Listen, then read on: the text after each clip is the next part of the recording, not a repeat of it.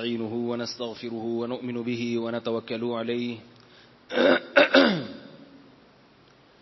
ونعوذ بالله من شرور أنفسنا ومن سيئات أعمالنا من يهده الله فلا مضل له ومن يضلل فلا هادي له ونشهد أن لا إله إلا الله وحده لا شريك له ونشهد أن سيدنا وحبيبنا وشفيعنا وسندنا محمدا عبده ورسوله صلى الله تعالى عليه وعلى آله وأصحابه وبارك وسلم تسليما كثيرا كثيرا أما بعد فأعوذ بالله من الشيطان الرجيم بسم الله الرحمن الرحيم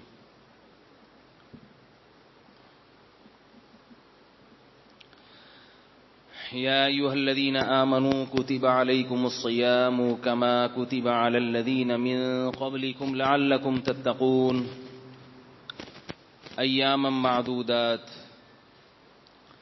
وقال تعالى شهر رمضان الذي أنزل فيه القرآن هدى للناس وبينات من الهدى والفرقان فمن شهد منكم الشهر فليصم ومن كان مريضا أو على سفر فعدة من أيام أخر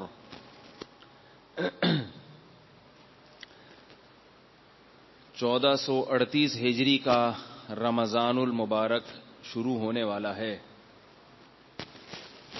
کل یا پرسوں انشاءاللہ پہلا روزہ ہوگا اور چانس زیادہ پرسوں کے روزے کی ہے. آج سعودی عرب میں روزہ نہیں ہے, سعودی عرب میں کل ہے اور ہمارے ہاں پرسوں. پشاور کا مجھے علم نہیں ہے کہ کیا ہوگا.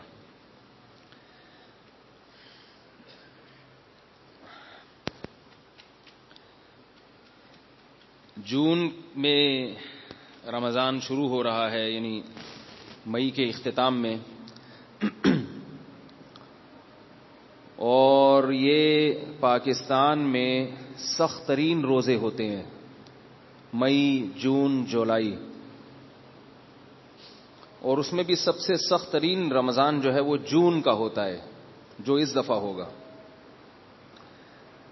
یعنی اگر یوں کہا جائے کہ میری اور آپ کی زندگی میں سب سے سخت ترین رمضان یہ والا ہے جو اب آ رہا ہے, بشرطے کہ ہم پاکستان میں ہی رہیں. اگر ہم چلے جاتے ہیں ساؤتھ افریقہ کی طرف یا آسٹریلیا کی طرف تو پھر یہ سب سے ٹھنڈے ترین روزے ہوں گے. بعض لوگ ایسا کرتے ہیں کہ رمضان گزارنے کے لیے مری کی سائڈ چلے جاتے ہیں, بعض ایوبیہ چلے جاتے ہیں, بعض سوات اور مردان چلے جاتے ہیں. جن کے پاس جانے کے پیسے نہیں ہوتے وہ ان پر اعتراض کرتے ہیں کہ یہ کیوں گئے وہاں پہ, یہ تو رمضان ٹھنڈا گزارنا چاہتے ہیں, یہ تو غلط ہے. تو ایسا نہیں ہے. اللہ نے اگر آپ کو پیسے دیے ہیں تو آپ آسٹریلیا جا کے رمضان گزاریں. یہ ضروری تو نہیں ہے کہ رمضان ٹف ہی گزارا جائے. ایک مسئلہ خوب سمجھ لیں کہ وہ آزمائش جو اللہ کی طرف سے ہوتی ہے وہ اللہ کی رحمت ہوتی ہے, اور جو آزمائش آپ کی اپنی طرف سے ہو وہ اللہ کی رحمت نہیں ہوتی. بات آ رہی ہے سمجھ میں؟ اب میں اور آپ تو آسٹریلیا نہیں بھاگ سکتے, میں تو ویسے ہی نہیں جا سکتا کیونکہ مسجد والے چھوڑیں گے نہیں, پبلک بولے گی ہمیں چھوڑ کے کہاں بھاگ گئے مولوی صاحب. آپ کا مجھے نہیں معلوم کہ آپ جا سکتے ہیں کہ نہیں جا سکتے. تو ہمیں اگر رمضان میں گرمی لگے گی تو اس پہ ہمیں انشاءاللہ ڈبل ثواب ملے گا. لیکن اگر کوئی ٹھنڈے علاقے کی طرف جا سکتا ہے, اللہ نے اس کو مالی وسعت دی ہے اور اسے کوئی پریشانی بھی نہیں ہے جانے میں, تو روزہ چھوڑنا جائز نہیں ہے. وہ ٹھنڈے علاقوں کی طرف موو کر جائے, وہ ٹھنڈے علاقوں کی طرف چلا جائے, مگر روزہ نہ چھوڑے. آواز سمجھ میں آ رہی ہے آپ لوگوں کی؟ یہ گونج رہی ہے آواز, آ رہی ہے صاحب سمجھ میں؟ تو یہ بات خوب ذہن میں رکھیں کہ جتنا اللہ تعالیٰ نے ہمیں قانون بتایا ہے ہم اس کے پابند ہیں, اس میں اپنی طرف سے اضافہ نہیں کر سکتے. نہ تو ہم اس میں اپنی طرف سے سختی پیدا کر سکتے ہیں اور نہ اپنی طرف سے اس میں نرمی پیدا کر سکتے ہیں. یہ دونوں افراط اور تفریط والے کام ہیں جنہیں اللہ تعالی نے علم میں رسوخ دیا ہے, رسوخ مضبوط علم دیا ہے. وہ ہمیشہ اعتدال والا راستہ اختیار کرتے ہیں, شریعت کی نصوص کو اپنی اصل پہ رکھتے ہیں. اب رمضان میں دو قسم کے طبقے ہمارے سامنے آئے ہیں, دو قسم کے طبقے. ایک کو ہم غامدیت سے تعبیر کر سکتے ہیں, جس نے رمضان میں ایسی آسانیاں پیدا کر دیں جو آسانی شریعت نے ہمیں نہیں دی ہے, اور آج تک 1400 سال میں کسی فقیہ نے اس آسانی کا تذکرہ نہیں کیا. اور کچھ لوگ ایسے ہیں جو اتنی مشکلات میں ڈال دیتے ہیں لوگوں کو کہ جس مشکل میں شریعت نے ہمیں نہیں ڈالا. تو ہم پابند کس کے ہیں؟ کتاب و سنت کے. اور کتاب و سنت میں سمجھنے میں اگر کنفیوژن ہو رہی ہے تو فقہا نے جو سمجھ ہمارے سامنے بیان کی ہے ہم اس کو فالو کریں گے. 15ویں صدی کے کسی محقق کی تحقیق کو قبول نہیں کریں گے, کیونکہ آج کل گمراہی بھی کتاب و سنت ہی سے پھیلائی جاتی ہے, نام کتاب و سنت ہی کا ہوتا ہے. مثال کے طور پر, مثال نہیں دیں گے تو ظاہر بات سمجھ میں نہیں آئے گی. کیا خیال ہے؟ ایک بہت بڑے مفکر ہیں, مارکیٹ میں آج کل کافی مشہور ہوئے ہوئے, مہنگے بھی ہوئے ہوئے. ان کا کہنا یہ ہے کہ رمضان میں اگر آپ کو یونیورسٹی کا امتحان دینا ہے اور روزہ رکھ کے پیپر کی تیاری آپ کے لیے مشکل ہے تو آپ روزہ قضا کر دیں, بعد میں رکھ لیں. روزہ کیا کریں اس وقت؟ قضا کر دیں اور بعد میں رکھ لیں. دلیل یہ کہ ایک صحابی سفر میں تھے اور سفر بھی میدان جہاد کا تھا. آپ صلی اللہ علیہ وسلم نے انہیں روزہ توڑنے کا حکم دیا. وہ بے ہوش ہو کے گر گئے. جن لوگوں نے روزہ توڑا ان کے بارے میں آپ صلی اللہ علیہ وسلم نے فرمایا کہ روزہ توڑنے والے اجر میں روزہ رکھنے والوں سے بڑھ گئے.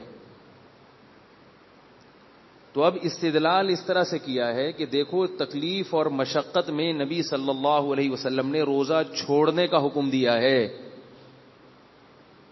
رکھنے کا نہیں دیا. لہذا اگر آپ کو امتحان کی تیاری کرنی ہے قوم کے مستقبل کے لیے, ظاہر ہے قوم کے مستقبل کے لیے پڑھ رہے ہیں نا آپ, جو رمضان کا روزہ چھوڑے گا وہ تو قوم ہی کے مستقبل کے لیے چھوڑے گا, اتنا نیک ہوگا وہ تو چھوڑے گا کیوں, سوال پیدا ہوتا ہے. تو امتحان کی تیاری میں اگر آپ کو مشکل ہو رہی ہے تو اس کی ہمیں حدیث میں اجازت ملتی ہے کہ مشکل میں روزہ چھوڑنا جائز ہے. یہ وہ بے لگام اجتہاد ہے جس کے نہ کوئی سر ہیں اور نہ کوئی پاؤں. اسی قسم کے مجتہدین کو دیکھ کر ہم یہ بار بار عوام سے اپیل کرتے ہیں کہ مذاہب اربعہ میں سے ایک کو لازم پکڑو ورنہ قدم بہک جائیں گے. یہ جو 4 مذاہب ہیں نا صدیوں سے چلے آ رہے ہیں, حنفی, مالکی, شافعی, حنبلی, ان میں سے ایک کو فالو کرو. اس پہ ہزاروں امت کے ہزاروں علماء اس پہ چلتے رہے ہیں, ورنہ اجتہاد کے نام پہ ہر شخص نئی نئی چیز لائے گا اور آپ خود قرآن و سنت میں ماہر نہیں ہیں تو آپ کو بہکا دے گا وہ.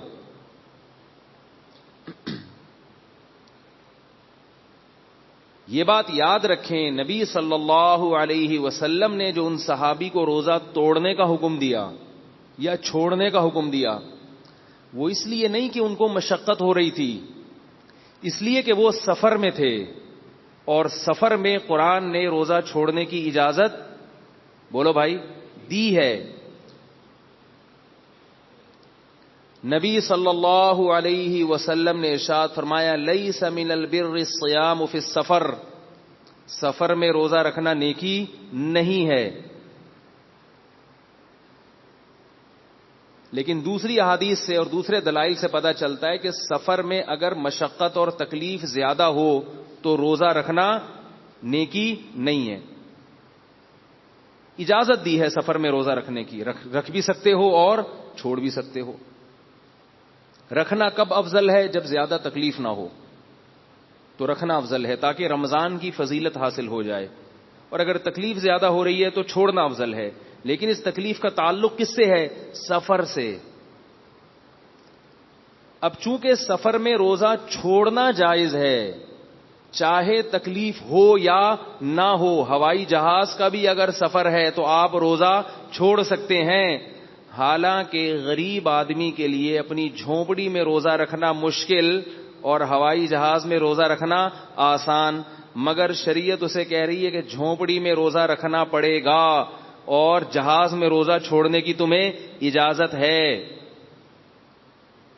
نہیں آ رہی بات سمجھ میں؟ اب آپ کہیں گے یہ کوئی گل تو نہیں نہ ہوئی کہ جہاز کا ایئر کنڈیشن سفر ہے اس میں روزہ چھوڑنے کی اجازت دی جا رہی ہے اور جھونپڑی میں گرمی ہے اس میں روزہ رکھنے کا حکم دیا جا رہا ہے، تو یہ اس میں حکمت کیا ہے؟ بہت مشکل ہے بات سمجھانا. بھائی حکمت، پہلی بات تو یہ کہ اگر کسی حکم کی حکمت سمجھ میں نہ آئے تو اس کا یہ مطلب تو نہیں ہے کہ وہ شریعت کا حکم ہی نہیں ہے.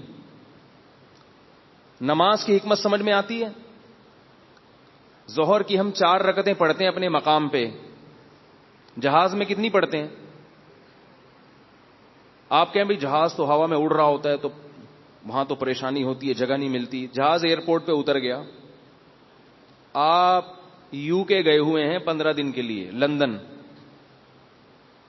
15 دن سے کم کے لیے گئے ہوئے ہیں، 14 دن کے لیے. ایئرپورٹ پہ اترے، وہاں گئے آپ کسی کے بنگلے میں آپ نے اسٹے کیا، ایئر کنڈیشن روم ہے. غریب آدمی ہے، اس کو کسی نے وزٹنگ ویزا دے دیا، جب گھوم پھر کے آ جا، رمضان میں زکات نکالی، چل وے گھوم کے آ جا. اب اس کو تو سفر میں مشقت نہیں ہو رہی بلکہ مزہ آ رہا ہے. ایئر کنڈیشن روم میں بیٹھا ہوا ہے، اس نے کبھی ایئر کنڈیشن روم دیکھا ہی نہیں ہے،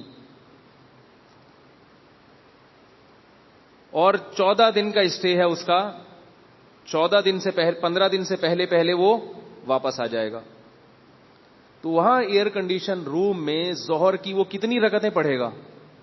بولے نا بھائی، 2. مسافر ہے تو کتنی پڑھے گا؟ 2.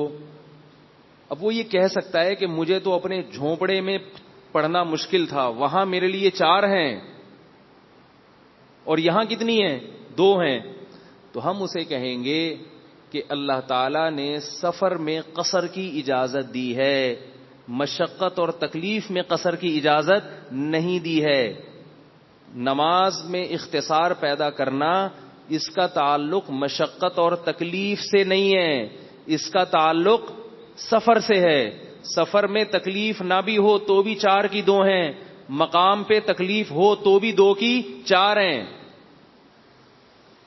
مقام پہ اگر تکلیف ہو تو بھی روزہ رکھنا پڑے گا، سفر میں تکلیف نہ بھی ہو تو بھی روزہ چھوڑ سکتے ہیں. کیونکہ اللہ نے قرآن میں یہ نہیں فرمایا کہ اگر تمہیں کوئی تکلیف ہو یا روزہ رکھنا مشکل ہو تو تم روزہ قضا کر سکتے ہو. نہ نہ نہ نہ، اللہ نے فرمایا فمن کان منکم مریضا او علی سفر، تم میں سے اگر کوئی بیمار ہے یا سفر میں ہے تو روزہ چھوڑ سکتا ہے. اس کے علاوہ کسی کو روزہ چھوڑنے کی اجازت قرآن نے نہیں دی. نہیں آ رہی بات؟ میرا خیال ہے. اس لیے تو وہ حدیث کا مطلب سمجھ میں آیا کہ نبی صلی اللہ علیہ وسلم نے کیوں صحابی کو حکم دیا. وہ سفر میں تھے اور سفر بھی جہاد کا سفر تھا. مقام پہ اجازت نہیں ہے آپ کو روزہ چھوڑنے کی، مقام پہ اجازت نہیں.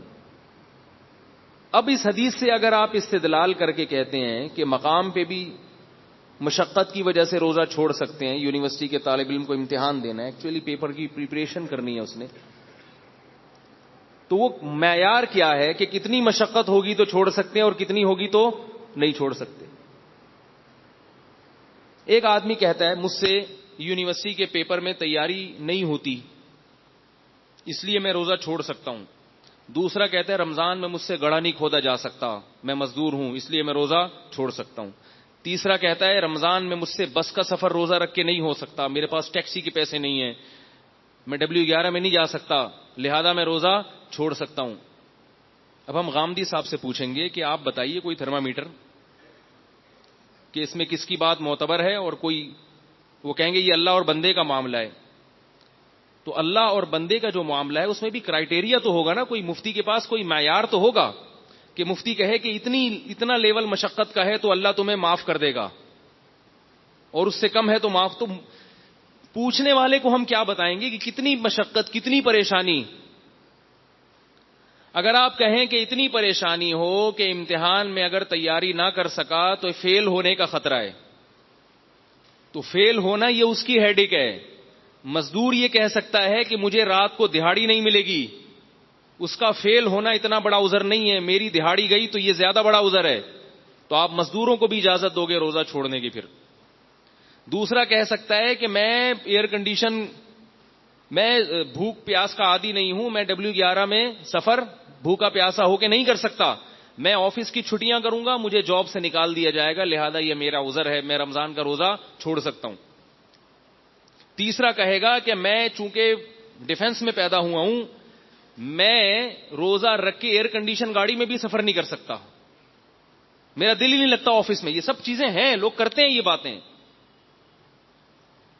مجھے ایئر کنڈیشن روم بھی دیا جائے, کرسی پہ لا کے بٹھا بھی دیا جائے, تو جب تک میرے منہ میں گٹکا نہیں ہوتا مجھ سے کام نہیں ہوتا. جب کام نہیں ہوگا تو ملک ترقی میں پیچھے رہ جائے گا, اور ملک ترقی میں پیچھے رہ جائے گا تو ایسے رمضان کا کیا فائدہ. اسلام تو آیا دنیا میں ترقی کے لیے. تو اس لیے یہ جو نئی نئی فلمیں مارکیٹ میں آ رہی ہیں ان سے اپنے آپ کو بچا کے رکھیں. مفتیان کرام سے مسئلہ پوچھا کریں جو مدارس میں باقاعدہ صدیوں سے یہ کام کرتے چلے جا رہے ہیں. اور علماء کے خلاف زبان درازی نہ کیا کریں. اس قدر علماء کے خلاف فیس بک پہ, واٹس ایپ پہ, سوشل میڈیا پہ لوگوں کی زبانیں چل رہی ہیں کہ مجھے یہ ڈر ہوتا ہے کہ یہ علماء کے خلاف بد زبانی کرنے والوں کا ایمان سلب نہ ہو جائے. اختلاف ڈاکٹروں کی تحقیقات سے بھی لوگوں کو ہوتا ہے, مگر ایسے بری فحش زبان استعمال نہیں کی جاتی ڈاکٹروں کے خلاف. سائنسدانوں سے بھی اختلاف ہوتا ہے, لیکن اتنی بری زبان سائنسدانوں کے خلاف استعمال نہیں کی جاتی. لیکن جو لوگ علماء پہ طنز کرتے ہیں ان کی زبان بہت خراب ہوتی ہے, اور کمال یہ ہے کہ پھر وہ اخلاق کی ترغیب دے رہے ہوتے ہیں علماء کو. حیرت ہے. آپ غصے کے خلاف بیان کر رہے ہیں اور بہت غصے میں کر رہے ہوں تو اگلا کہے گا پہلے اپنے آپ کو تو نارمل کرو بھائی. ہے بھائی, ایک صاحب تھے غصے کے بہت خلاف تھے, وہ یہ حقیقی واقعہ ہے, اور اتنے خلاف تھے کہ بہت غصے میں آ جاتے تھے غصے کے خلاف بات کرتے ہوئے. تو میں ان سے کہتا تھا کہ غصے کے خلاف کم از کم بیان تو محبت کے ساتھ ہونا چاہیے. آپ غصے کے خلاف بات کرتے ہوئے اتنا غصہ کر رہے ہو. تو وہ جواب میں کہتے تھے غصہ ہے ہی اتنی بری چیز کہ مجھے اس پہ غصہ آتا ہے. تو میں نے کہا پھر جس کو کسی اور بات پہ غصہ آتا ہے اس کی نظر میں وہ چیز اتنی بری ہوتی ہے, اس لیے اس کو غصہ آ رہا ہے. تو ہمیں اخلاق سکھانے والے لوگ جب سکھاتے ہیں تو طنزیہ لب و لہجہ استعمال کرتے ہیں, طنزیہ لب و لہجہ. تو مجھے حیرانگی اس پر ہوتی ہے کہ اخلاق سکھانے والے کے اخلاق تو کم از کم اچھے ہونے چاہیے نا. اور کسی بیان کا دلیل سے جواب نہیں آتا. ابھی جیسے میں نے یہ بیان کیا نا, اب دیکھنا اس پہ کیا تبصرے آئیں گے لوگوں کو. دلیل سے جواب نہیں دیں گے, اوٹ پٹانگ ادھر ادھر کی ماریں گے. میں نے پچھلے درس میں بات کی تھی نا کہ تراویح, بعض لوگوں نے تراویح کے وجود کا انکار کر دیا. تو میں نے ایک مثال دی تھی کہ وہ بھٹو والی مثال کے ضیاء الحق نے کہا اتنے سارے لوگوں کو مارنے سے بہتر ہے ایک کو مار دو. اب وہ صحیح کیا غلط کیا میں اس پہ تبصرہ نہیں کرتا, میں سیاسی آدمی نہیں ہوں, لیکن اس کی سوچ یہ تھی. تو میں نے کہا کہ جو کہہ رہے ہیں نا کہ تراویح سرے سے اسلام میں ہے ہی نہیں, اور ساری دنیا کے علماء فقہا صدیوں سے لکھتے آئے ہیں کہ تراویح ہے، تو ساری دنیا کے علماء اور صلحاء کو غلط کہنے کے بجائے جو ایک آدمی ہے اس کو غلط کہہ دو، اس کو اس فہرست سے نکال دو. تو اس پہ کسی نے تبصرہ کیا کہ ساری دنیا کوئی حجت نہیں ہے، حالانکہ میں نے بیان میں اس پر بھی دلیل دی تھی کہ یہ امت گمراہی پہ جمع نہیں ہو سکتی. اگر آپ اس ساری دنیا کے علماء کو غلط کہتے ہو تو یہ جو قرآن آپ کے پاس ہے نا، یہ خود مشکوک ہو جائے گا. اس کا مطلب یہ غلط لوگوں سے ہم تک پہنچائے. قرآن کرتے ہیں لوگ، مگر قرآن پہنچانے والے جو لوگ ہیں ان کا انکار کر دیتے ہیں. تو اس کا مطلب یہ قرآن کو بھی نہیں مانتے. یہ اگلی نسل ان کی آ کے قرآن کا بھی انکار کرے گی. یہ در حقیقت قرآن کے انکار کی تیاریاں ہو رہی ہیں کہ امت سے، اسلاف سے، سب سے اعتماد ختم کیا جائے، اور پھر اس کے بعد اگلی نسل میں لوگ پیدا ہو کے وہ سرے سے قرآن ہی کا انکار کر دیں. تو اس لیے رمضان کا روزہ اللہ نے سب پہ فرض کیا ہے، اور روزے کی حکمت یہ ہے کہ مشکل میں ڈالا جائے، پریشانی میں ڈالا جائے. بھوک پیاس آسان چیز نہیں ہے. بھوکا رہ کے وہ کام نہیں ہو سکتے جو کھانا کھا کے ہوتے ہیں. بھوکا رہ کے نہ امتحان کی صحیح طرح تیاری ہو سکتی ہے، بھوکا رہ کے نہ ایکسرسائز ہو سکتی ہے، نہ کاروبار میں دل لگتا ہے، نہ پڑھائی میں دل لگتا ہے.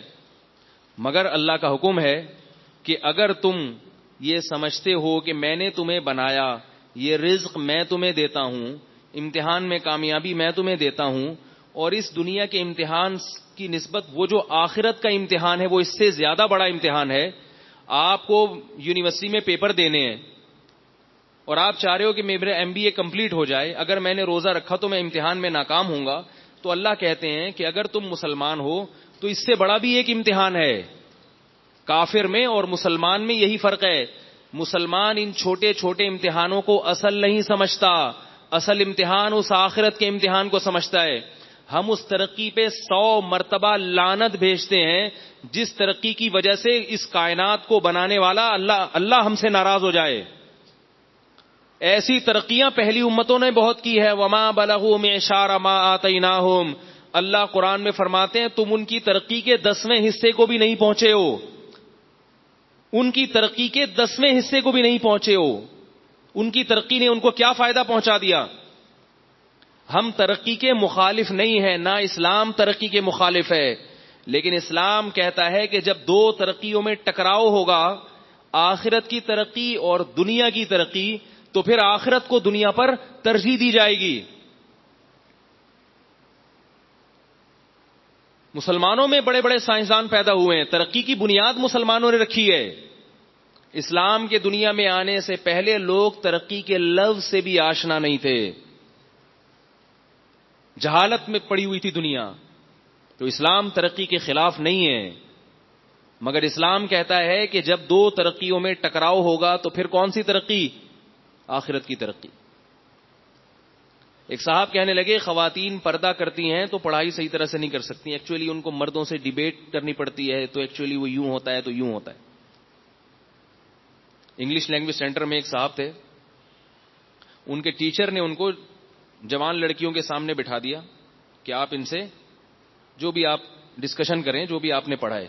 انہوں نے مجھ سے مسئلہ پوچھا، میں نے کہا آپ لڑکوں سے ڈسکشن کریں، لڑکیوں سے نہیں کریں. آپ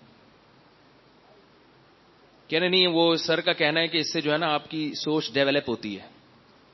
اور لڑکیوں کو کہا ہے، جوان لڑکیوں کی، کہ وہ لڑکوں سے بحث کریں، ڈسکشن کریں، سبق کا تکرار کریں، اس کو ریوائز کریں. خواتین پوچھتی ہیں کہ ہمارے لیے جائز ہے. میں کہتا ہوں جائز نہیں ہے. جوان لڑکا لڑکی سامنے بیٹھ کے تکرار کریں، اس کی کیا ضرورت ہے بھائی؟ لڑکیاں لڑکیوں سے تکرار کریں، لڑکے لڑکوں کے ساتھ. تو وہ کہتی ہیں کہ ٹیچر یہ کہتے ہیں کہ لڑکی جب لڑکے کے ساتھ تکرار کرے گی، اس کا جو ایک خود اعتمادی ہے، جسے انگلش میں کیا کہتے ہیں بھائی؟ کانفیڈنس. ہاں، کانفیڈنس جو ہے نا وہ ڈیولپ ہوگا، وہ بڑھے گا، بات کرنے کا سلیقہ آئے گا، ورنہ ساری زندگی شرما شرمی میں ماری جائے گی، کچھ بھی نہیں کر سکے گی. یہ سوچ ہے جو میڈیا کے ذریعے پھیلائی جا رہی ہے، ڈراموں کے ذریعے، فلموں کے ذریعے. ہمارے اسکولوں میں، ہماری یونیورسٹیوں میں، ہمارے لینگویج سینٹروں میں انگلش کم سکھائی جا رہی ہے، بے شرم اور بے غیرت زیادہ بنایا جا رہا ہے. یہ میں نے خود دیکھا ہے اپنی آنکھوں سے، معذرت کے ساتھ. تھوڑا تپا ہوا ہوں آج. تو وہ لڑکیاں فون کر کے پوچھتی ہیں, بتاتی ہیں کہ ہمارے جو ٹیچرز ہیں وہ ہمیں کہتے ہیں کہ لڑکوں کے ساتھ بات کرو. اس میں شرمانے کی کیا بات ہے؟ ورنہ ساری زندگی شرما شرمی میں ایسے ہی رہو گی. تو یہ بات خوب سمجھ لیں کہ اللہ کی نظر میں انگلش سیکھنا اتنا اہم نہیں ہے جتنا عورت کے اندر حیا اور شرم کا باقی رہنا زیادہ اہم ہے. اگر انگلش سیکھنے کی اہمیت زیادہ ہوتی, میں یہ نہیں کہہ رہا انگلش سیکھنے کی اہمیت نہیں ہے, اتنی اہمیت نہیں ہے کہ آپ اپنے بیٹے کو اپنی بیٹی کو بے شرم بنا کے انگلش سکھائیں, اتنی نہیں ہے, بہت ہے. حیا اور شرم کے ساتھ بھی سیکھی جا سکتی ہے. اتنی اہمیت نہیں ہے کہ آپ اس کی حیا اور شرم کی چادر کو اتار لیں. اگر انگلش کی اہمیت شرم و حیا سے زیادہ ہوتی ہے, شریعت کے حکام سے زیادہ ہوتی, تو اسلام میں یہ حکم بتایا جاتا کہ انگریز جنت میں جائیں گے اور اردو بولنے والے جہنم میں جائیں گے. پھر یہ لکھا ہوتا قرآن میں. نہیں آ رہی بات میرا خیال ہے سمجھ. پھر جو کرائیٹیریا ہوتا نا جنت اور جہنم کا, وَقَدْ أَفْلَحَ الْمُؤْمِنُونَ الَّذِينَ هُمْ فِي صَلَاتِهِمْ خَاشِعُونَ وَالَّذِينَ هُمْ عَنِ اللَّغْوِ مُعْرِضُونَ وَالَّذِينَ هُمْ لِلزَّكَاةِ فَاعِلُونَ وَالَّذِينَ هُمْ لِفُرُوجِهِمْ حَافِظُونَ إِلَّا عَلَىٰ أَزْوَاجِهِمْ أَوْ مَا مَلَكَتْ أَيْمَانُهُمْ فَإِنَّهُمْ غَيْرُ مَلُومِينَ. پھر قرآن میں یہ نہ ہوتا کہ کامیاب ہو گئے ایمان لانے والے جو اپنی نمازوں کی پابندی کرتے ہیں, فضولیات اور لغویات سے اعراض کرتے ہیں, اپنی زکوٰۃ ادا کرتے ہیں, اللہ کی راہ میں خرچ کرتے ہیں, اور اپنی شرمگاہوں کی حفاظت کرتے ہیں, حیا اور پاک دامنی سے زندگی گزارتے ہیں, یغضوا من ابصارہم نظروں کی حفاظت کرتے ہیں. نہیں آ رہی میرا خیال ہے بات. پھر یہ نہ ہوتا جنتیوں کے دل پاک صاف ہوتے ہیں, الا علی ازواجہم او ما ملکت ایمانہم, اپنی خواہش صرف اپنی زوجہ سے پوری کرتے ہیں. اور نبی نے کیا فرمایا کہ آنکھیں بھی زنا کرتی ہیں اور کان بھی زنا کرتے ہیں, زبان بھی زنا کرتی ہے. اب اگر کوئی جوان آدمی جوان لڑکی کے ساتھ بیٹھ کر گپ شپ لگا رہا ہو اور اس کی آنکھیں بھی زنا نہ کر رہی ہوں, اس کے کان بھی اس جوان لڑکی کی باتوں سے لذت حاصل نہیں کر رہے ہوں, اور اس کی شرمگاہ بھی محفوظ ہو, کوئی فیلنگ پیدا نہ ہو رہی ہوں, تو یا تو یہ وہ ہے, سمجھ رہے ہیں, یا تو یہ وہ ہے یا یہ جھوٹا ہے. یہ جو کہہ رہا ہے نا مجھے کوئی فیلنگ نہیں ہوتی, مجھے کچھ بھی نہیں ہوتا, تو جھوٹ بول رہا ہے یہ, ورنہ پھر یہ وہ ہے. اگر کوئی وہ ہے تو وہ کرے باتیں, اس پہ قرآن کی طرف سے پابندی نہیں ہے. قرآن نے جو نظر کی حفاظت کا حکم دیا مرد اور عورت کو حکم دیا ہے اللہ نے, ان لوگوں کو اتنی سختی اور تاکید کے ساتھ حکم, بول لو بھائی یہاں کوئی وہ تو نہیں بیٹھا ہوا, سب اچھے ہیں نا الحمدللہ, کوئی بھی وہ نہیں ہے الحمدللہ. تو اللہ کی نعمت ہے, اللہ کا شکر ادا کرو. تو اللہ نے مومن کا جو معیار بنایا ہے جنت میں جانے کا, ان آیتوں میں کہیں انگلش کا ذکر آیا؟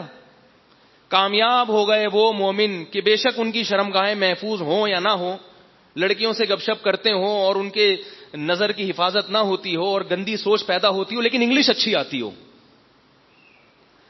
بولو نا بھائی کیا ہو گیا بھائی, کہیں ہے قرآن میں؟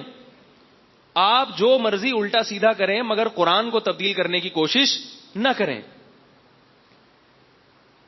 ایک صاحب نے مجھے کہا کہ میں یورپ میں جاتا ہوں تو لڑکیاں ہاتھ ملاتی ہیں, اب ہم اگر ہاتھ نہ ملائیں تو بہت برا فیل کرتی ہیں, جس سے اسلام بدنام ہوتا ہے.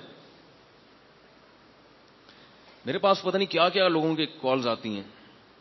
ایک نے یہ کہا کہ ایک لڑکی مسلمان ہوئی ہے نئی نئی, اب اگر میں اس سے ہاتھ نہیں ملاؤں گا اسلام کا جو ایک تاثر ہے وہ غلط پڑے گا. امپریشن کہتے ہیں نا, میں بھی انگلش سیکھ رہا ہوں تاکہ میں بھی جنت میں جا سکوں, ٹھیک ہے نا. وہ امپریشن جو ہے نا وہ غلط پڑے گا.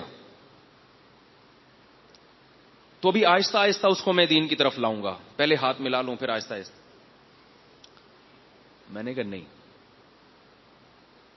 ہاتھ ملانے کی اجازت, بڈھی عورت ہو تو چلو گنجائش دی سکتی, بہت ہی بڈھی, جوان لڑکی سے ہاتھ ملانے کی اجازت بول لو بھائی نہیں دی جا سکتی. کہنے لگا وہ واپس ہو جائے گی. میں نے کہا ہونے دو, آپ اس کے ذمہ دار نہیں ہو. کسی کو دین پر لانے کے لیے, کسی کو نیک بنانے کے لیے شریعت کا صریح حکم توڑ دیا جائے, اس کی قطعاً اجازت نہیں. غلط اسلام کیوں سکھا رہے ہو اس کو؟ غلط اسلام کیوں سکھا رہے ہو بھائی؟ حضرت عمر کے دور میں ایک بادشاہ آیا حج کرنے کے لیے, اس سے کیا ہوا, کوئی جنایت ہو گئی. حضرت عمر نے کہا سزا ملے گی, کوڑے لگیں گے. اس نے کہا نہیں, یہ نہیں ہو سکتا. لوگوں نے کہا کہ یہ اتنا بڑا آدمی ہے, کافر ہو جائے گا. حضرت عمر فرمایا ہونے دو, سزا تو ملے گی بھائی. جس کا حق دبایا وہ یا تو معاف کرے, نہیں معاف کرتا تو سزا تو ملے گی. وہ بھاگ گیا, مرتد ہو کے بھاگا. مجھے پورا قصہ بھی مستحضر نہیں ہے, لیکن صحابہ اس چیز کا خیال نہیں کیا کرتے تھے. ہاں یہ ضرور ہے کہ آپ پورا اسلام اس کو سمجھانا نہ شروع کر دیں. نیا نیا کوئی مسلمان ہوا ہے, آرام آرام سے امن کے ساتھ, لیکن خود اس کو سمجھانے کے لیے خلاف شرع کام کرنا, اس کی شریعت میں اجازت نہیں ہے. ایک لڑکی مسلمان ہوئی, وہ دوسرے لڑکوں سے ہاتھ ملا رہی ہے. آپ کو پتا ہے اگر میں نے اس کو ٹوکا تو یہ ابھی اس کے لیے ہائی ڈوز ہو جائے گی, تو آپ نہ ٹوکیں اس کو, آرام آرام سے سمجھائیں گے. ٹھیک ہے ابھی کچھ دن کے بعد یہ سمجھائیں گے, ابھی تو صرف دوستیوں کی اسے منع کر دو, پھر آہستہ آہستہ آہستہ آہستہ سب سمجھائیں گے. لیکن اگر آپ سے ہاتھ ملا رہی ہے تو آپ کے لیے گناہ کرنا کہاں سے جائز ہو گیا؟ ایک شخص شراب پیتا ہے, آپ اس کو نہ ٹوکیں, بھائی آہستہ آہستہ چھوڑ دے گا. لیکن اس کے ساتھ وہ آپ کو اگر شراب دے کہ آپ بھی تھوڑی سی میرے ساتھ پی لیں, اب آپ یہ سمجھ رہے ہو کہ اگر میں نے نہیں پی تو یہ ناراض ہو جائے گا, تو کیا اس کو ناراضی سے بچانے کے لیے آپ پی سکتے ہو؟ ہے بھائی, نہیں پی سکتے, وہ ہو جائے ناراض. خود گناہ کی قطعاً اجازت نہیں ہے. کوئی گناہ میں مبتلا ہو اس کو روکنے میں پھر مصلحت ہے کہ ابھی روکنا ہے یا نہیں روکنا, یا وقت کا انتظار کرنا ہے. کسی کے دل لبھانے کے لیے خود نافرمانی کی قطعاً اجازت بولو نا بھائی نہیں. تو میں رمضان کے بارے میں آپ سے عرض کر رہا تھا کہ دو قسم کے طبقات پیدا ہو گئے ہیں. ایک نے تو یہ کہہ دیا جو میں نے خود سنا ہے, بعض لوگ کہتے ہیں کہ آپ جو ہے نا خود تحقیق کرتے نہیں اور الزام لگا دیتے ہو. یہ جتنی باتیں پچھلے درس میں نے تراویح کے بارے میں کہی ہیں, یہ کلپ میں نے محترم کا خود سنا ہے, خود سنا ہے. اور رمضان کے بارے میں بھی یہ جو میں بتا رہا ہوں یہ بھی میں نے خود سنا ہے کہ یونیورسٹی کے طلبہ کو رمضان کا روزہ چھوڑنے کی اجازت ہے, بشرطے کہ وہ امتحان کی تیاری کر رہے ہوں. تو یاد رکھو قطعاً اجازت نہیں ہے. اسلام کے جو احکام ہیں اس کے بارے میں ایک اصول اور ضابطہ خوب اچھی طرح سمجھ لیں, خوب اچھی طرح, کہ ان میں آسانی بہت ہے مگر لچک نہیں ہے. یہ بات اللہ کرے کسی طرح سب کی سمجھ میں آ جائے. یہ جو جدید طبقہ پیدا ہو رہا ہے نا پروفیسر حضرات کا, یہ اصول نہیں سمجھتے اصل میں. آسانی بہت ہے مگر لچک نہیں ہے. اس کو میں مثال سے سمجھاتا ہوں. دیکھو اللہ نے قرآن میں کہا کہ اے ایمان والو جب نماز کے لیے کھڑے ہونے لگو تو اپنے چہرے کو دھو, بازوؤں کو دھو, سر کا مسح کرو, پاؤں کو دھو. اس کو ہم وضو کہتے ہیں. یعنی نماز کرنے سے پہلے کیا کرو؟ نماز پڑھنے سے پہلے وضو کرو. اس میں اللہ نے چہرے کا ذکر کر دیا, بازوؤں کا ذکر کر دیا, سر کا مسح اور دونوں پاؤں. اب بغیر وضو کے نماز ہو جائے گی؟ ہے بھائی. اچھا اس میں اللہ نے یہ بھی نہیں کہا کہ تم سفر میں ہو تو وضو چھوڑ دو. رمضان میں تو کہا کہ سفر میں ہو تو چھوڑ دو. اب اگر کوئی استدلال کرے کہ دیکھو نبی نے رمضان میں ان صحابی کو روزہ توڑنے کا حکم دیا مشقت کی وجہ سے, تو اس کا مطلب ہے کہ شریعت میں تکلیف اور مشقت نہیں ہے, لہٰذا اگر وضو کرنا مشکل لگ رہا ہے تو بغیر وضو کے بھی پڑھ سکتا ہے انسان. کوئی شخص یہ دلیل دے تو آپ مان لیں گے اس کی دلیل کو؟ آپ یہی کہیں گے بھائی وہ مسافر ہے, اس کو اللہ نے روزہ چھوڑنے کی اجازت دی, مسافر کو وضو چھوڑنے کی اجازت نہیں دی ہے. جیسے تیسے ممکن ہو آپ کو وضو کرنا پڑے گا جب تک پانی موجود ہے. اور اگر پانی نہیں ہے تو اللہ نے کس کی اجازت دی؟ تیمم کی. اب اللہ نے چہرہ دھونے کا حکم دیا تو قرآن میں چہرے کا لفظ مطلق ہے اور مطلق سے فرد کامل مراد ہوتا ہے, کوئی جز اس سے مستثنا نہیں ہے. تو چہرے کا مطلب پورا چہرہ. اب اگر کسی نے ایک بال کی جگہ بھی وضو میں چھوڑ دی تو کوئی یہ دلیل دے سکتا ہے کہ کیا ہوا, اللہ نے چہرہ کہا تھا, زیادہ چہرہ تو دھو لیا نا, ایک آدھ جگہ ایک چھوٹی سی بال کے برابر جگہ خوش رہ گئی تو چھوڑو رہنے دو, تو یہ دلیل اس کی صحیح ہوگی؟ بولنے بھائی ابھی تو روزہ شروع نہیں ہوا نا. اب مجھے ایک بات بتائیں, ایک آدمی نے مکمل وضو کیا, چہرہ بھی پورا دھو لیا, بازو بھی مکمل دھو لیے, سر کا مسا بھی کر لیا, پاؤں کی چھوٹی انگلی کے ناخن کا 10واں حصہ چھوڑ دیا اس نے, دونوں پاؤں بھی دھو لیے, پاؤں کی چھوٹی انگلی کا ناخن اور اس ناخن کا 10واں حصہ, اس کو پتا ہے کہ یہ میں نے چھوڑ دیا. اب وہ نماز پڑھائے گا تو ہو جائے گی. اس شخص میں اور مکمل وضو نہ کرنے والے کی نماز میں کوئی فرق ہوگا؟ بول لے بھائی, کوئی ٹیکس نہیں لگے گا, بول لیں فرق ہوگا کوئی؟ اب یہ نماز پڑھا رہا ہے, ایک جو وضو کر کے آیا تھا, یعنی اس نے وہ ناخن کی جگہ نہیں چھوڑی, اس نے جب نماز پڑھائی ہے تو بغیر خشوع و خضوع کے بس سورہ فاتحہ پڑھی, قل واللہ پڑھی, رکوع کیا, دل نہیں لگ رہا اس کا نماز میں, بار بار کھجا رہا ہے, کبھی پگڑی صحیح کر رہا ہے, فرائض واجبات ایک فارمیلٹی پوری کر لی اس نے. اور یہ دوسرا ہے, اس کے ناخن کا ایک بال کے برابر جگہ رہ گئی تھی, لیکن یہ جب آیا 2 رکعتیں اس نے 2 گھنٹے میں مکمل کی. تکبیر تحریمہ کے وقت سے رونا شروع ہو گیا, اتنا خشوع و خضوع, سورہ فاتحہ پڑھ رہا ہے, اٹک رہا ہے اس میں, پھر سورہ بقرہ شروع کر دی, رو رہا ہے اس میں, رکوع میں رو رہا ہے, سجدے سے گیا تو پولیس بلوانی پڑی اٹھانے کے لیے, اٹھ ہی نہیں رہا سجدے سے, جا اتنا لمبا سجدہ, بڑا لمبا رکوع, بڑا لمبا سجدہ, بہت مشکل سے اس نے 2 رکعتیں پڑھی ہیں. لیکن ناخن کی 10واں حصہ کیا تھا اس کا؟ اب دیکھنے میں کیا دل چاہ رہا ہے کہ کس کی نماز قبول ہو, دیکھنے میں اس کی, لیکن اللہ کے ہاں کس کی قبول ہوگی؟ بولو نا بھائی, پہلے والے کی. حالانکہ اس نے خشوع و خضوع سے نماز نہیں پڑھی, فرائض واجبات کی ایک فارمیلٹی پوری کر لی ہے اس نے, کہ جو تھا اللہ نے کہا تھا وہ ٹوٹا پھوٹا کر دیا کسی طریقے سے. دوسرا الٹا لٹک کے پڑھ لے نماز, رو رو کے پاگل ہو جائے, تو پاگل ہونے کی دلیل ہوگی کہ جب تجھے پتا ہے کہ وضو ہی نہیں ہوا تو کیوں یہ محنت کر رہا ہے بھائی. اس سے کیا پتا چلا کہ شریعت کے حکام میں لچک نہیں ہے, جیسے کہہ دیا قانون بنا دیا اس کو فالو کرنا پڑے گا. یہ نہیں کہہ سکتے کیا ہو گیا اگر ایک انگلی کا ناخن چھوڑ دیا تو کیا ہو گیا, کوئی قیامت آ گئی, اے اللہ یہ کیوں میری مفتی مجھ پہ فتویٰ کیوں لگا رہے ہیں. پھر علماء ایسے لوگوں پہ فتویٰ لگاتے ہیں تمہاری نماز نہیں ہوتی, ہاں ان کو بھائی یہی فتوے لگانے آتے ہیں, اس کی ہوتی ہے اس کی نہیں ہوتی. یہ قیامت میں اللہ فیصلہ کرے گا کہ کس کی ہوتی ہے اور کس کی نہیں ہوتی, مفتیوں کو حق نہیں ہے. ایک صاحب کہہ رہے تھے یہ مفتی لوگ ایک دوسرے کو کافر کافر کہتے رہتے ہیں, قیامت میں اللہ فیصلہ کرے گا کون کافر ہے کون نہیں ہے. تو ایسا نہیں, اللہ نے دنیا میں بھی فیصلہ کر دیا ہے, قانون بتا دیا کہ یہ کافر ہے یہ مسلمان ہے. تو مفتی کافر بناتے نہیں ہیں, جس کو اللہ نے کافر قرار دے دیا بتا دیتے ہیں کہ اللہ کی نظر میں یہ کیا ہے, کافر ہے.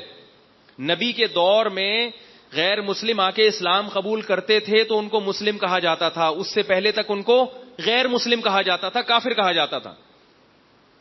یہ بھی ایک نیا شوشہ چھوڑا ہوا ہے آج کل میڈیا پہ کہ کسی کو کافر کہنے کی اجازت نہیں ہے. کیوں نہیں ہے بھائی, جو ہے کافر تو اس کو کافر کہنا پڑے گا نا. ہاں اس میں احتیاط لازم ہے کہ جب تک 100% یقین نہ ہو آپ کہہ نہیں سکتے. تو میں یہ عرض کر رہا تھا کہ ایک بال کے برابر بھی جگہ رہ گئی تو روز نماز ہوگی؟ بولو بھائی نہیں ہوگی, چاہے کچھ بھی کر لو. اچھا پانی نہیں ہے, تیمم کا حکم ہے. تیمم تو بہت آسان ہے, ایک ہاتھ مٹی پہ مار کے پورے منہ پہ پھیر لیا, ایک دفعہ دوبارہ مٹی پہ مارا, بایاں ہاتھ بازو پہ پھیر لیا اور دایاں ہاتھ بائیں بازو پہ پھیر لیا, تیمم ختم. غسل جنابت ہے تو یہی تیمم ہے, وضو ہے تو یہی تیمم ہے. غسل جنابت ہے تو اس میں نیت غسل کی کرنی ہے. طریقہ یہی ہے, ایک دفعہ. اب کسی پہ غسل فرض ہوا یا کسی پہ وضو فرض ہوا, وہ کہتے ہیں اس سے کیا ہوتا ہے یار, ایک دفعہ یوں کیا گیا, اس سے کیا قیامت آ جائے گی, ایسے ہی پڑھ لو, ساری زندگی وضو ہی سے پڑھتا رہا ہوں نا, تو آج اگر بغیر اس سے پانی نہیں ہے تو کیا تکلف, مٹی پہ ہاتھ ماروں گا ایک دفعہ, تو اس سے ہوتا کیا ہے, ویسے ہی پڑھ لو. یا اس نے صرف چہرے پہ ہاتھ پھیرا, بازوؤں پہ نہیں پھیرا, یا بازوؤں پہ پھیرا, انگلی چھوڑ دی, ایک انگلی چھوڑ دی, ایک ناخن چھوڑ دیا, تیمم نہیں ہوگا. اب رو رو کے نماز پڑھ رہے ہیں تو رو لے, گورنمنٹ کی طرف سے رونے پر کوئی پابندی نہیں ہے, مگر اس کی یہ نماز قبول نہیں ہوگی, کیونکہ آپ کو وہ فارمیلٹی پوری کرنی پڑے گی جو اللہ اس کے رسول نے بتائی ہے, وہ کرنا پڑے گا. آپ کتنے لوگ ہیں ہمیں فون کرتے ہیں سفر میں کہ حضرت غسل فرض ہو گیا, جسم پہ ناپاکی لگی ہوئی ہے, اب دھونے کے لیے پانی نہیں ہے, تیمم کر کے نماز پڑھ رہے ہیں لیکن دل نہیں لگ رہا, عجیب سی فیلنگ ہو رہی ہے, گندے پندے ہو رہے ہیں, اور ویسے نماز اللہ قبول کرے گا. میں کہتا ہوں تمہاری قبول نہیں کرے گا, ہماری کر لے گا انشاءاللہ, کیونکہ تم کو اللہ پر اعتراض ہو رہا ہے کہ یہ کیسے اللہ نے مجھے حکم دے دیا. بھائی اس کو اللہ پر اعتراض ہو رہا ہے, اللہ کہہ رہا ہے کہ میں اسی طرح قبول کر رہا ہوں, جب پانی نہیں ہے تو تیمم کرو. اب مٹی سے کپڑے تو نہیں صاف کرے گا نا, وہ کپڑے ناپاک ہیں اور کوئی پاک کپڑا بھی نہیں ہے اس کے پاس, تو بھئی ایسے ہی پڑھ لو. لیکن ان لوگوں کا دل نہیں مانتا, ہمارا تو مانتا ہے. کہتے ہیں جب جس اللہ نے قبول کرنی ہے وہ بتا رہے کہ ایسے کر لو گے تو ہو جائے گی. تو میں یہ عرض کر رہا ہوں کہ شریعت کے احکام میں آسانی ہے مگر لچک نہیں ہے. اس کی ایک اور مثال دے کے میں آگے چلتا ہوں. رمضان کا روزہ رکھا آپ نے, مثال کے طور پر 7:25 پر افطار کا وقت تھا, آپ نے کئی گھنٹے روزہ رکھا, کئی گھنٹے بھوک پیاس سے نڈھال ہو گئے, اللہ کی خاطر اتنی قربانی دی آپ نے کہ محلے والوں کو ترسانا شروع ہو گیا, لوگ دم کروانے آ رہے ہیں آپ سے, یار بہت نیک آدمی ہے. سارا دن کی قربانی, اب روزہ شروع ہونے میں آدھا منٹ باقی ہے. کتنا؟ آپ نے کہا کہ آدھے سے کیا ہوتا ہے, جب اتنا برداشت کر لیا تو اللہ اس آدھے منٹ کی وجہ سے میرا روزہ خراب نہیں کریں گے. اٹھا کے کھا لیا کہ یار آدھے منٹ سے کیا ہوتا ہے, سائرن بجنے کا کون انتظار کرے بھئی, کئی گھنٹوں کا روزہ ہے, آدھے منٹ 30 سیکنڈ سے کیا ہوتا ہے. تو کسی سے بھی پوچھیں گے وہ کہے گا روزہ بھی ٹوٹ گیا اور 60 روزوں کا اگر نہ رکھتے اتنا بڑا جرم نہیں تھا. سارا دن مشقت محنت کی اور آدھا منٹ پہلے توڑ دیا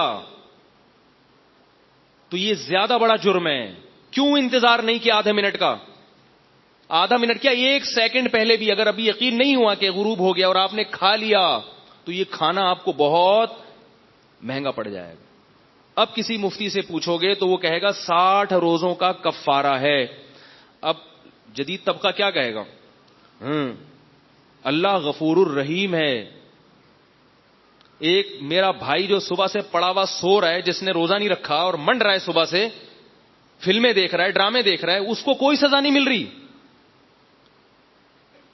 اور میں صبح سے لے کے بھوکا پیاسا تڑپ تڑپ کے برداشت کرتے کرتے کرتے کرتے آدھا منٹ, اور پھر دلیل لے رہے جو سارا دن برداشت کر سکتا ہے وہ آدھا منٹ نہیں کر سکتا. وہ تو میں نے ویسے ہی کھا لیا, ورنہ میں برداشت تو آدھا منٹ بھی کر سکتا. جتنے مرضی دلائل دیں یہ سارے ایک طرف. کسی بھی مفتی سے پوچھیں گے کہ بھئی روزہ جان کر توڑ دیا تو 60 روزوں کا بولنے بھائی کفارہ ہے, رکھنے پڑیں گے. آدھا منٹ کیا 15 سیکنڈ کی بھی اللہ کی نظر میں بہت ویلیو ہے, کیونکہ آپ اللہ کے قانون کو چینج نہیں کر سکتے.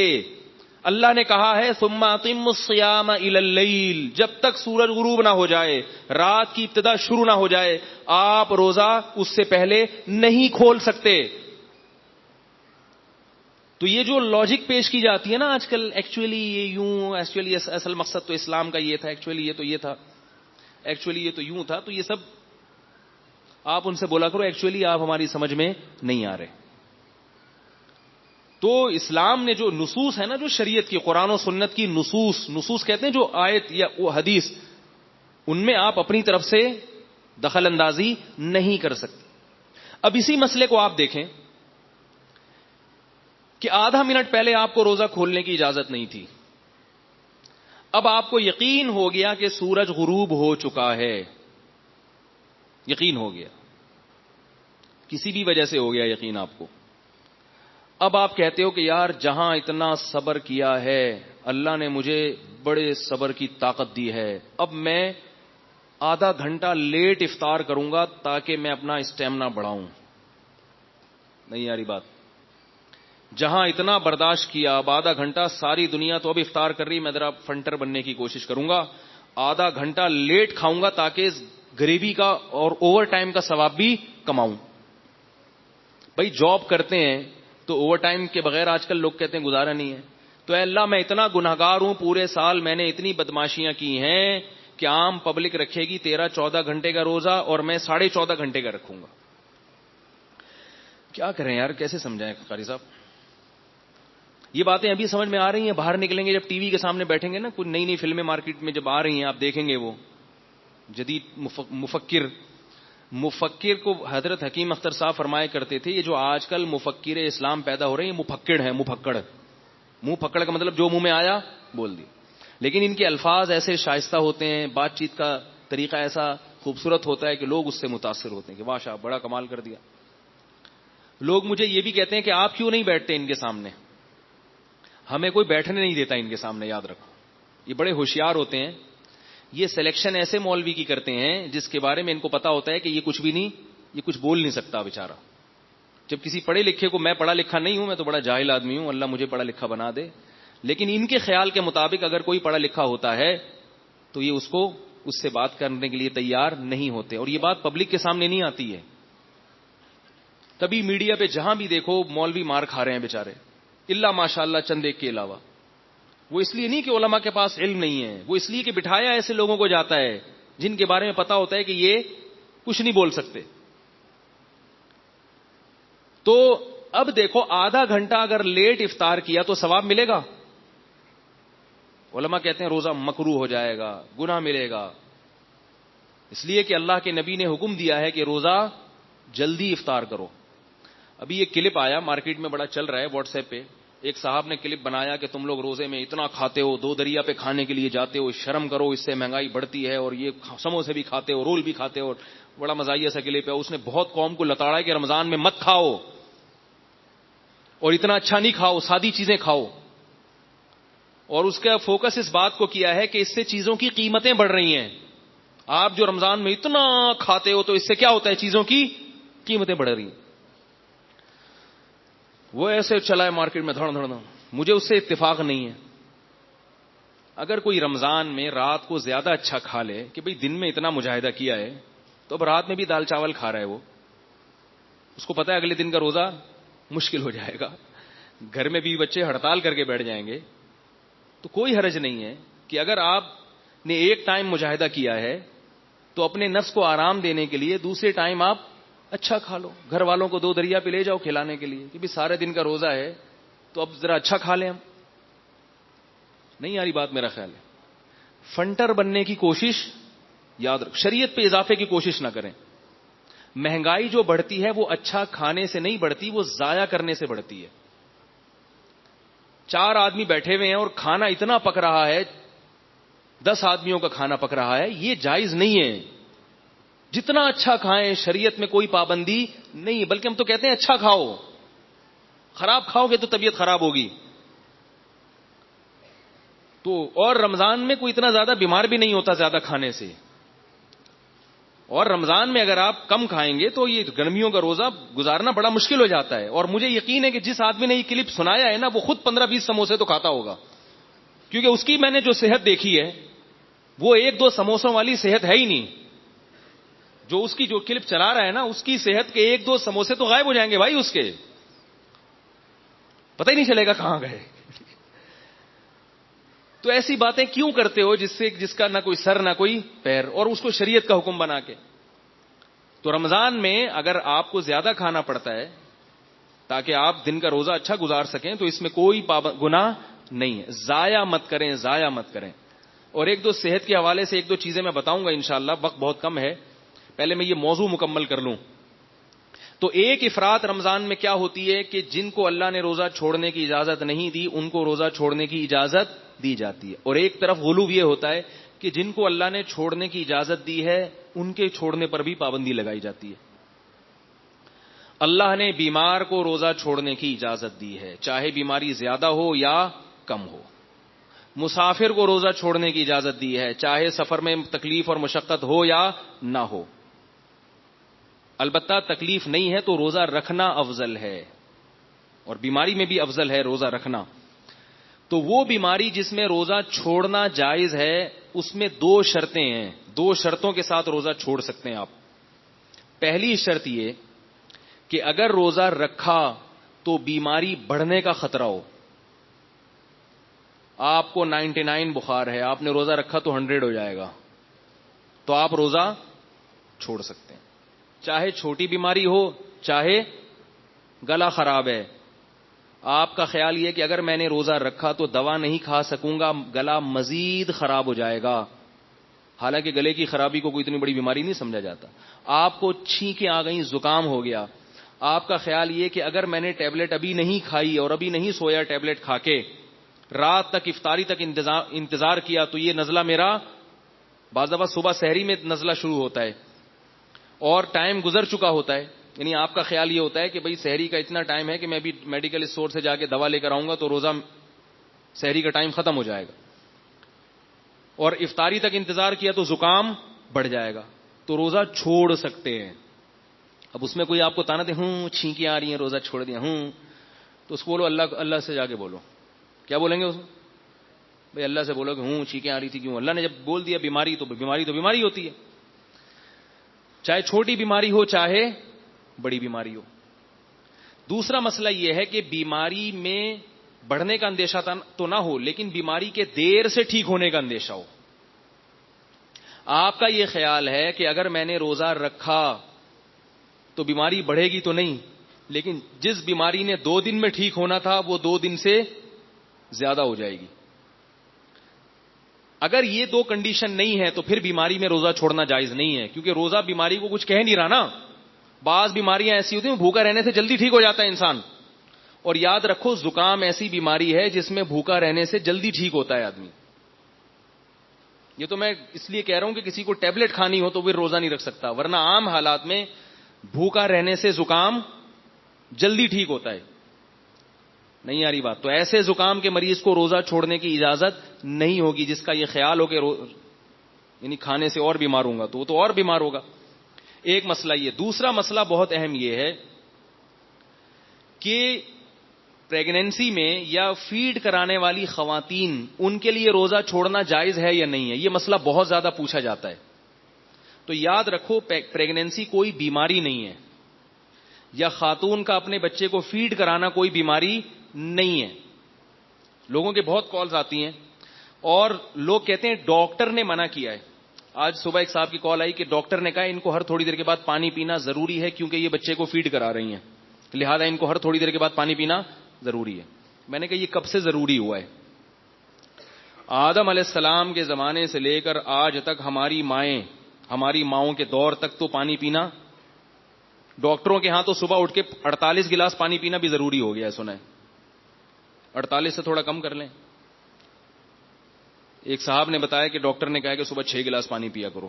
میں نے کہا اللہ کا واسطہ نہیں پیا کرو، ابھی اس کی ڈیٹیل پھر کسی اور وقت بتاؤں گا۔ دنیا میں کوئی جانور بھی صبح اٹھ کے پانی نہیں پیتا، الا یہ کہ رات کو پینا بھول گیا ہو یا پیاس بہت لگ رہی ہو، وہ بھی صبح کچھ کھانے کی طرف جاتے ہیں۔ تو میں نے کہا ان سے پوچھیں کہ یہ کب سے، یہ صرف آپ کی وائف کے لیے، یہ ہر خاتون کے لیے کب سے ہوا یہ؟ تو یہ بات یاد رکھیں، فقہا بیان کرتے ہیں کہ پریگننٹ عورت یا دودھ پلانے والی عورت جب کسی ڈاکٹر سے روزہ چھوڑنے کی اجازت لے گی تو 2 شرطیں ہیں۔ ایک تو یہ کہ ڈاکٹر اس فیلڈ کا ماہر ہو، نمبر 2 وہ ڈاکٹر دیندار ہو، رمضان کے روزے کی اہمیت بھی جانتا ہو۔ نہیں آ رہی بات؟ میرا خیال ہے بہت سے ڈاکٹروں کا اپنا روزہ نہیں ہوتا، وہ رمضان کی اہمیت ہی نہیں ہے ان کے دلوں میں، وہ ذرا سی باتوں پہ عورت کو اجازت دے دیتے ہیں روزہ چھوڑنے کی۔ تو پریگنینسی یا فیڈ کرانا یہ کوئی بیماری نہیں ہے۔ ہاں اگر کسی خاتون کو کمزوری ہے, وہ فیڈ کرانے سے باقاعدہ ان کو چکر آتے ہوں یا بچے کو نقصان کا خطرہ ہو, دودھ نہیں بن رہا ہو, پھر کسی ڈاکٹر کو بتائیں.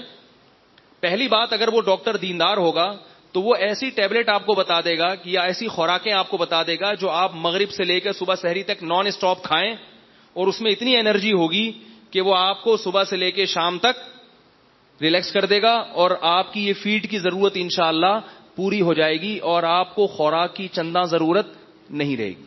آج پورے بیان میں یہ چندہ کا لفظ نہیں آیا تھا, رہ گیا تھا, ٹھیک ہے نا. آپ کو مزید کسی خوراک کی چندہ ضرورت نہیں رہے گی. اسی طرح پریگنینسی میں بھی یہی ہے. لیکن پھر بھی اگر ڈاکٹر سمجھتا ہے, دیندار بھی ہے, سمجھدار بھی ہے, وہ سمجھتے نہیں واقعتاً نقصان ہوگا, تو پھر چھوڑ سکتے ہیں روزہ ایسی ضرورت. تو بلا وجہ ذرا سی باتوں پہ نہیں. روزہ رکھ کے تو پریشانی تو ہوگی بھائی, روزے کا تو مقصد ہی پریشان کرنا ہے. ایسا روزہ جس میں کچھ بھی نہ ہو, یہ کون سا روزہ ہوا بھائی؟ تو روزہ رکھیں گے تو گریں گے بھی, چکر بھی آئیں گے, پریشانی بھی ہوگی تو ہوگا. لیکن اگر واقعی بیماری ہے تو چھوڑ سکتے ہیں. اور یہ بھی یاد رکھیں, آخری مسئلہ بتاتا ہوں بس, اس کے بعد میں اپنے بیان کو ختم کرتا ہوں, کہ یہ جو گرمیوں کے روزے ہیں اس میں مزدور طبقہ پہلے تو سب رکھتے تھے, آج کل کراچی اور پنجاب میں مزدوروں نے روزے رکھنا چھوڑ دیے ہیں. صوبہ سرحد میں یہ جرت نہیں کر سکتا کوئی.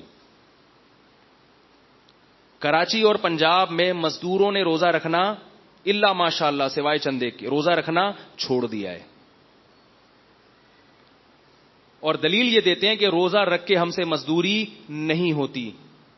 تو یاد رکھو, مزدور کے لیے روزہ رکھنا بالکل ایسے ہی حرام اور گناہ کبیرہ ہے جیسے ایئر کنڈیشن میں بیٹھ کے اور ایئر کنڈیشن روم میں سونے والے کے لیے روزہ چھوڑنا حرام. رہا یہ مسئلہ کہ مزدور کرے کیا, وہ روزہ رکھ کے کیسے مزدوری کرے؟ دن میں مزدوری چھوڑ دے. وہ میں نے ایسے مزدور دیکھے ہیں جو رمضان میں دن کے اندر مزدوری نہیں کرتے. گڑھا کھودنا کہتے ہیں بھائی مغرب کے بعد آئیں گے, صبح سحری تک کام کریں گے ہم. تو یہ ہو سکتا ہے, یہ کوئی جنگل تو نہیں ہے کہ جس میں دن میں کام کرنا ضروری ہو, رات میں بھی دن کا سما ہوتا ہے شہروں میں. اور اگر آپ کی ترتیب ایسی ہے, کسی فیکٹری میں جاب کر رہے ہیں کہ واقعی دن ہی میں رکھنا, آپ دن ہی میں جاب کرنا, دن ہی میں مزدوری ضروری ہے, تو بھی آپ کو رکھنا پڑے گا, چاہے آپ کو جاب سے نکال دیا جائے. میں نے بتایا نا, شریعت کے حکام میں جتنی آسانی اللہ نے دے دی اتنی ہے, اپنی طرف سے اس میں آسانی کی مزید اجازت نہیں ہے. جاب چھوڑنا پڑے آپ کو, چھوڑنی پڑے گی. جاب کوئی ایسا عذر نہیں ہے جس کی وجہ سے روزہ رکھنا آپ کے لیے, روزہ چھوڑنا آپ کے لیے جائز ہو جائے. اور یاد رکھو, ایک بات خوب اچھی طرح سمجھ لو کہ اللہ نے اسلام کے جو 5 ارکان بیان کی ہیں جس پہ اسلام کی بنیاد قائم ہے, اس میں تیسرا رکن روزہ ہے, اور توحید کے لحاظ سے چوتھا رکن روزہ ہے, نماز, زکوٰۃ اور روزہ.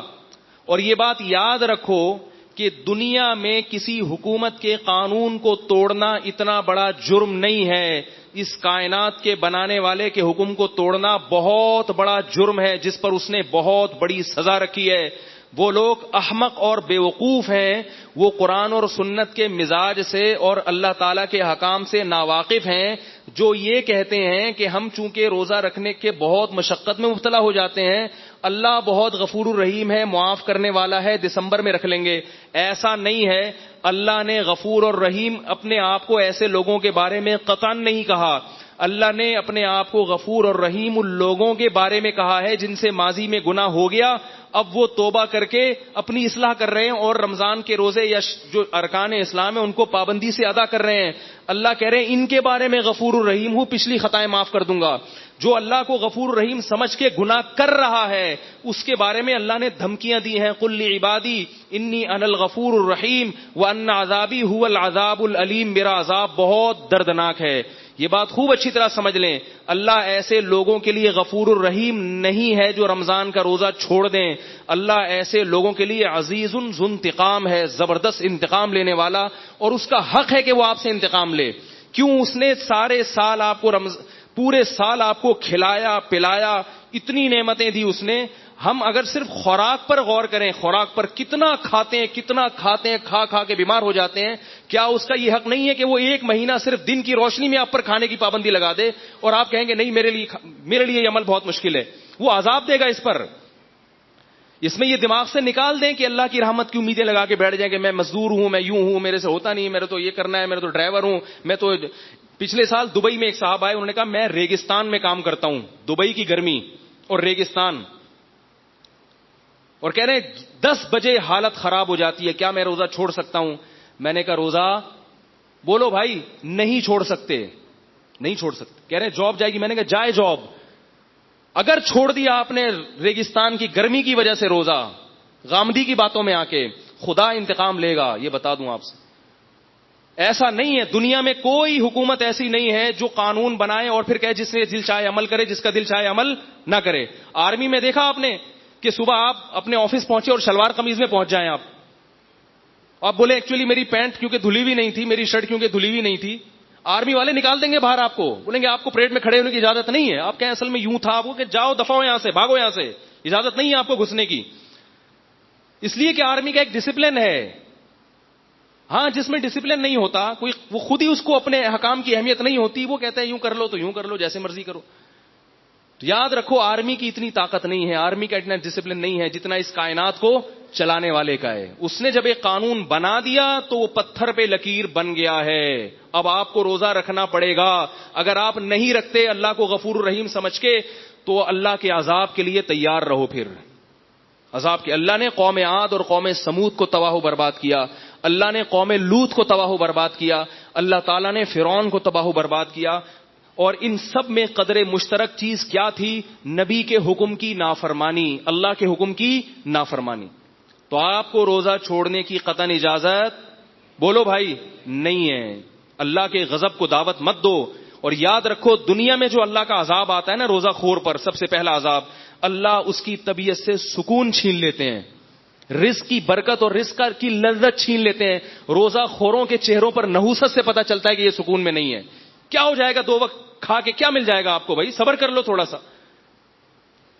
جب ڈاکٹر شوگر کے مریض سے مٹھائی چھڑواتا ہے, ساری زندگی کے لیے مریض چھوڑ دیتا ہے کہ نہیں چھوڑ دیتا؟ اللہ آپ سے کچھ بھی نہیں چھڑوا رہا, صرف صبح صادق سے لے کے غروب آفتاب تک پابندی کا حکم دے رہا ہے. تو اپنے حال پہ ترس کھائیں, اپنے حال پہ رحم کریں. اللہ کو اس معاملے میں غفور اور رحیم نہ سمجھیں, یہ بہت بڑا دھوکہ ہے جو شیطان نے دل میں ڈال دیا ہے. قرآن میں اللہ کا آرڈر ہے, کتب علیکم الصیام, اے ایمان والو تم پر رمضان کے روزے فرض ہیں. فرض کا لفظ اللہ نے استعمال کیا ہے, فرض کا لفظ. اور یہ بھی فرمایا ان الذین یکسبون الاثم, جو اللہ کے حکم کو پورا نہیں کر رہے, سیجزون بما کانوا یقترفون, عن قریب سزا ملنے والی ہے. یہ نہیں کہا کہ جو اللہ کے حکم پورا نہیں کر رہے کوئی بات نہیں, اللہ غفور رحیم ہے, چاہوں گا معاف کر دوں گا, چاہوں گا سزا دوں گا, جیسے مرضی کرو. اللہ نے دھمکی کا لفظ استعمال کیا ہے, سیجزون, دیر نہیں ہے, دیر نہیں ہے, عن قریب سزا ملنے والی ہے. اور افسوس اس پر ہے کہ آج روزہ کھایا بھی جا رہا ہے اور کھلے عام کھایا جا رہا ہے. اور یہ بیوقوف سمجھتا ہے کہ مجھ پر چونکہ اللہ کا عذاب نہیں آ رہا, مجھ پر چونکہ اللہ کا عذاب نہیں آ رہا لہذا اگلے سال بھی کھاؤں گا. تو میرے بھائی لوط علیہ السلام کی قوم پر بھی اللہ کا عذاب اس وقت نہیں آیا جب لوط علیہ السلام اس قوم کو سمجھا رہے تھے. قوم عاد پر بھی اس وقت اللہ کا عذاب نہیں آیا جب قوم عاد کو ان کے نبی سمجھا رہے تھے. سنستدرجهم من حيث لا يعلمون, اللہ فرماتے ہیں ہم ان نافرمانوں کو ایسے ڈھیل دیں گے کہ ان کو پتہ بھی نہیں چلے گا. اللہ کی عادت ہے کہ جب کوئی اللہ کی نافرمانی کرتا ہے, عادت یہ ہے, اور اس پہ اکڑتا بھی ہے, تو اللہ اس کو ڈھیل دیتے ہیں, اس کے لیے نافرمانی کے دروازے مزید کھول دیتے ہیں کہ کر لے, جی بھر کے کر لے, جہنم میں نے تیرے لیے تیار کر کے رکھی ہے, تو جی بھر کے کر لے, یہ حسرت نہ رہے کہ میں نے نہیں کی. تو دنیا میں بھی اللہ کا عذاب آتا ہے, تبھی آپ دیکھیں سکون ختم ہو گیا زندگیوں سے, کھا کھا کے مستنڈے بن گئے ہیں, بریک ہی نہیں ہے, منہ کو لگام ہی نہیں ہے. ایک چھوٹی سی بات بتا کے بیان ختم کرتا ہوں. ایک بہت ہی کھاؤ پیو والا آدمی کسی کمپنی میں گیا, مینیجر بننا تھا. تو ایک شخص نے اس سے کہا تمہیں اپنے منہ پہ کنٹرول نہیں ہے, تم امپلائیز پہ کنٹرول کیسے کرو گے؟ تو یاد رکھو جس آدمی کو اپنے منہ پہ کنٹرول نہیں ہے نا, ہر وقت بکریوں کی طرح کھاتا رہتا ہے, وہ دنیا میں کوئی بھی کام نہیں کر سکتا. تو چھوڑ دو اللہ کی خاطر. لوگ یہ کہتے ہیں ہم سے پڑھائی نہیں ہو رہی, بوریت ہو رہی, سوتے ہوئے گزار دو, کوئی مسئلہ نہیں ہے, کھانے کی اجازت نہیں ہے. ہاں رمضان کو کوشش کریں کارآمد بنائیں, نہیں سوئیں, لیکن اگر کچھ بھی نہیں ہو رہا تو بھائی یہ جو بھوکے پیاسے رہ گئے نا آپ صبح صادق سے لے کے غروب آفتاب تک, تو سمجھ لو بہت کچھ ہو رہا ہے آپ سے. یہ غلط ہے کہ یہ وسوسہ ہے کہ روزہ رکھنے والا, روزہ چھوڑنے والا تو صبح سے لے کے مغرب تک اتنی ایکٹیویٹیز کر لیتا ہے, اتنے کام کر لیتا ہے, اور میں تو پڑا رہتا ہوں, کچھ بھی نہیں ہوتا. اس نے کچھ نہیں کیا, آپ نے بہت کچھ کر لیا. جب دل چاہ رہا ہو کھانے پینے کا, اس وقت کھانا پینا چھوڑ دینا یہ بہت بڑا کام ہے, کیونکہ ہم یہ کس کے لیے چھوڑ رہے ہیں؟ اللہ کے لیے چھوڑ رہے ہیں. تو اس پر اللہ کی طرف سے خوشخبریاں بھی ہیں, اور رمضان کا روزہ چھوڑنے پر اللہ کی طرف سے عذاب بھی ہے. اس میں اللہ کو غفور الرحیم سمجھنے کی چندہ ضرورت نہیں ہے. عذاب ہے, اس پر وعیدیں ہیں, رحمتیں نہیں ہیں. اللہ تعالیٰ مجھے بھی اس حکم کی پابندی کی توفیق عطا فرمائے, اور آپ حضرات کو بھی. وما علینا الا البلاغ.